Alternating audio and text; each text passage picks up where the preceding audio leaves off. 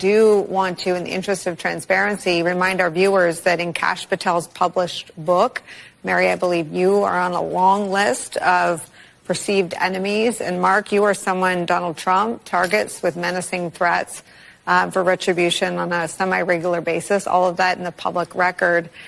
With that stipulated, I want to thank both of you for being here to have this conversation. And I'll start with you, Mary, on what is now policy, right? Personnel is policy. The personnel are Mr. Bowe, Ms. Bondi, and Trump mentioned Kash Patel.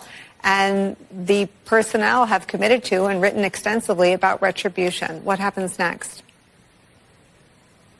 So I think it is important to say as often as possible that everything we're hearing coming out of Mr. Bove's mouth and now apparently the end of Ms. Bondi's pen in terms of this new memo, there's absolutely no basis for, right? I mean, the January 6th prosecutions of those who attacked the Capitol, almost 1,600 cases handled by judges appointed by presidents of both parties, never, ever, ever found anything untoward, anything that suggested a political bias motivating those prosecutions. To the contrary, the judges across the board over and over and over again talked about how serious that attack was, how it was an effort to overturn the results of an election, how they had watched the evidence on massive amounts of videos. They had heard statements, recorded statements made by the defendants. These were righteous cases, and no judge thought otherwise.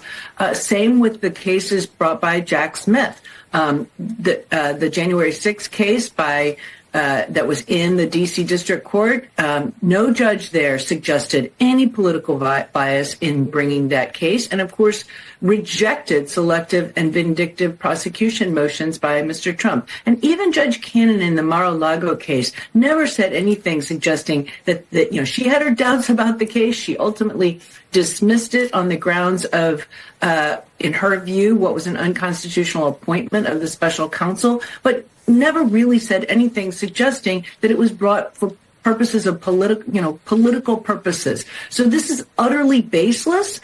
I would also suggest that, at least with respect to Ms. Bondi, it does seem to be that what she's doing on day one is contradictory to what she testified before in her confirmation hearings, that she would not use the department for political retribution. And it's hard to see anything